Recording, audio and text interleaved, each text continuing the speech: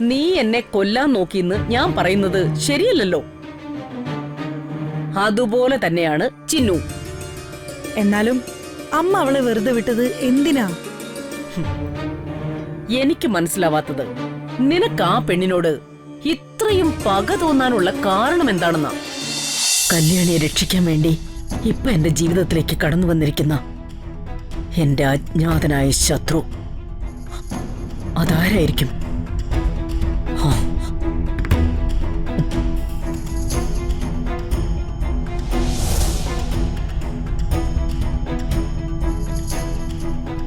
രമാ മേഡത്തിന് കുഴപ്പമൊന്നുമില്ലല്ലോ?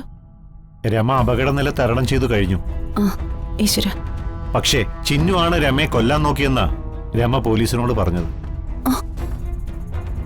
ആഭ്യന്തരമന്ത്രിയായി ഇതിൽ ഇടപെട്ടിരിക്കുന്നത്. ചിന്നു അങ്ങനെ ചെയ്യില്ലെന്ന് രമയോട് എത്ര തവണ പറഞ്ഞിട്ടും രമ കേൾക്കുന്നില്ല. ശരി.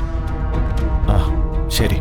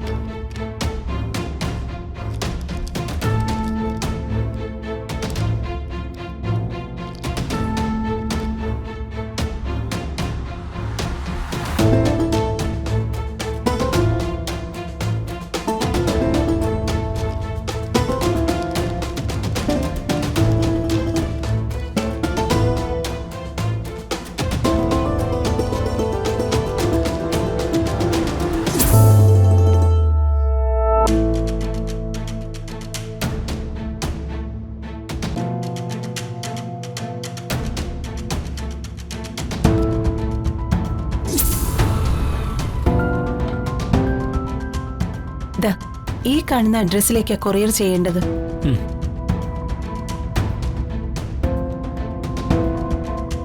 ഇത് ഇവിടത്തെ അഡ്രസ് അല്ലേ? അതെ. പിന്നെ എന്തിനാ കൊറിയർ ചെയ്യുന്നത്? നേരിട്ട് തന്നെ രമാദേവി മേഡത്തിന് കൊടുത്താ പോരെ? പോരാ, കൊറിയറായിട്ട് തന്നെ വരണം. അതും കൊറിയർ ഓഫീസിലെ സീലോട് കൂടി. ഇതില് ഫ്രം അഡ്രസ് വെച്ചിട്ടില്ലല്ലോ. അതിന്റെ ആവശ്യമില്ല. നീ ഇത് വെച്ചോ. കൊറിയർ ചാർജ് കഴിഞ്ഞ് ബാക്കി നിനക്കുള്ളതാ. താങ്ക് യു ചേച്ചി.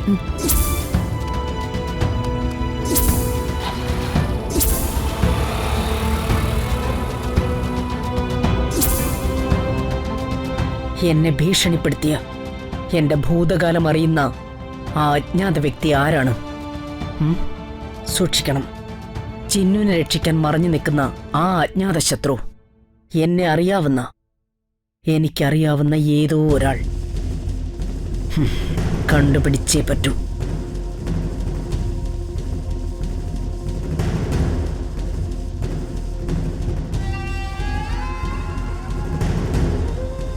രക്തത്തിന് പകരം രമാദേവിയുടെ സിരകളിൽ ഓടിക്കൊണ്ടിരിക്കുന്നത് വിഷം തന്നെയാണെന്ന് തോന്നുന്നു. ഇത്രയും ശക്തിയുള്ള വിഷം ഉള്ളിൽ ചെന്നിട്ട് പോലും ജീവിച്ചിരിക്കുന്ന കണ്ടില്ലേ?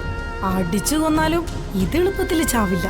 കൊല്ലാൻ കാലം വന്ന കാലനെ കൊന്നു തിന്നുന്ന ഏനോ ആയത്.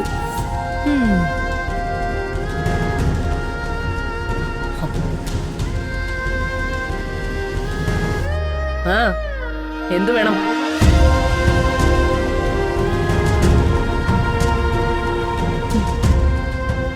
അമ്മയൊന്ന് കാണാനാ ഞാൻ വന്നത്. അമ്മയോ? ഏത് വകയിലാ ഞാൻ നിന്റെ അമ്മയാവുന്നത്? നിന്നെ പ്രസവിച്ച വകയിലോ അതോ പോറ്റി വളർത്തിയ വകയിലോ? രണ്ടും ഞാനല്ല. പിന്നെ ഞാൻ എങ്ങനെ നിന്റെ അമ്മയാവും? അമ്മ പിണങ്ങിയിരിക്കുകയാണെന്ന് എനിക്കറിയാം. അമ്മയുടെ മൂത്ത മകനായ അർജുന്റെ ഭാര്യയല്ലേ ഞാൻ. അപ്പന്റെ ഭർത്താവിന്റെ അമ്മയെ എനിക്ക് അമ്മയെന്ന് വിളിക്കാലോ. സുഖമില്ലാതെ ജീവിതം മടുത്തു കിടക്കുന്ന ഒരാളെ കൂടുതൽ വെറുപ്പിക്കാതെ ഒന്ന് പോകുന്നുണ്ടോ നീ? ഞാൻ പോവാം. പക്ഷെ അമ്മ ഒരു കാര്യം ചെയ്തതിൽ എനിക്ക് നല്ല വിഷമമുണ്ട്. ഇതുവരെ അമ്മ തെറ്റ് ചെയ്തവരാരെയും വെറുതെ വിട്ടിട്ടില്ല. അമ്മയെ വേദനിപ്പിച്ച ഒരാളും അതിന്റെ ശിക്ഷ അനുഭവിക്കാതെ പോയിട്ടുമില്ല. എന്നിട്ടും അമ്മയ്ക്ക് വിഷം തന്ന ആ ചിന്നു ഒന്നും അറിയാത്തവളെ പോലെ അഭിനയിച്ച് ഓടിച്ചാടി നടക്കുന്നുണ്ട്. അമ്മയെ കൊല്ലാൻ നോക്കിയവളല്ലേ ഈ ചിന്നു? അവള് ശിക്ഷിക്കപ്പെടേണ്ടവളല്ലേ അപ്പോ? എന്ത് ധൈര്യത്തിലാ അവള് തരുന്ന ആഹാരം ഈ വീട്ടിലുള്ളവര് കഴിക്കേണ്ടത്? അവൾക്കെതിരെ ഞങ്ങൾ പോലീസിൽ കൊടുത്ത പരാതി അമ്മ എന്തിനാ പിൻവലിച്ചേ? അവളല്ല കൊല്ലാൻ ശ്രമിച്ചെന്ന് അമ്മ എന്തിനാ പോലീസിൽ മൊഴി കൊടുത്തേ? ഐശ്വര്യേ, അർജുൻ നിന്നെ ഭാര്യയായിട്ട് സ്വീകരിച്ചിരിക്കാം എന്ന് കരുതി നീ എന്നെ ചോദ്യം ചെയ്യാൻ വരരുത്. മകളാണ്, മരുമകളാണെന്ന സ്വാതന്ത്ര്യം പറഞ്ഞുകൊണ്ട് എന്റെ അടുത്ത് മേലിൽ വരികയും ചെയ്യരുത്. ഇവിടെ എന്നെ ചോദ്യം ചെയ്യാനുള്ള അധികാരം ആർക്കുമില്ല. ഞാൻ തീരുമാനിക്കുന്നതാണ് ഇവിടെ നിയമം. എന്റെ തീരുമാനങ്ങളായി ഇവിടെ നടപ്പിലാക്കേണ്ടത്. അതിനെ ചോദ്യം ചെയ്യാൻ എന്റെ ഭർത്താവ് പോലും മുതിരാറില്ല. അതുകൊണ്ട് ഈ വീട്ടിൽ ഒരംഗമായി എന്റെ അനുവാദമില്ലാതെ ഇടിച്ചു കയറിയ നീ ചോദ്യം ചെയ്യാൻ വരരുത്. അമ്മ എന്നെ അവഗണിച്ച് ഈ വീട്ടിൽ ഒതുക്കി നിർത്തിയിരിക്കുന്നതിനെ പോലും ചോദ്യം ചെയ്യാത്തവളായി ഞാൻ. അമ്മയെ ഒരു ഘട്ടത്തിലും ഞാൻ ചോദ്യം ചെയ്യാൻ ശ്രമിച്ചിട്ടുമില്ല. എന്റെ ആഗ്രഹങ്ങളും വേദനയും അമ്മയെ അറിയിച്ചിട്ട് മാത്രമേ ഉള്ളൂ. മാത്രമല്ല, എന്നും അമ്മയുടെ തീരുമാനങ്ങളെ അനുസരിക്കാൻ ശ്രമിച്ചിട്ടേ ഉള്ളൂ. പക്ഷെ ചിന്നുവിന്റെ കാര്യം, അമ്മയെ ദ്രോഹിച്ച, അമ്മയെ ചതിച്ചു കൊല്ലാൻ ശ്രമിച്ചവളെ അമ്മ ക്ഷമിച്ച് വെറുതെ വിട്ടത് എന്തിനാണെന്ന് എനിക്കറിയണം. ചിന്നുവിനെ എനിക്ക് ഇഷ്ടമല്ല. പക്ഷേ അവൾ എന്നെ കൊല്ലാൻ ശ്രമിക്കുമെന്ന് ഞാൻ കരുതുന്നുമില്ല. ഇവിടെ എന്നോട് പകയും പരാതിയുമുള്ളവര് ഇഷ്ടം പോലെയുണ്ട്. നിനക്ക് പോലും എന്നോട് പരാതികളുണ്ട്. പകയുണ്ടാകാം, ഉണ്ടാവണമല്ലോ. നിനക്ക് ഈ വീട്ടിൽ സ്ഥാനമാനങ്ങൾ നൽകാതെ മാറ്റി നിർത്തിയിരിക്കുന്നവൾ ഞാനല്ലേ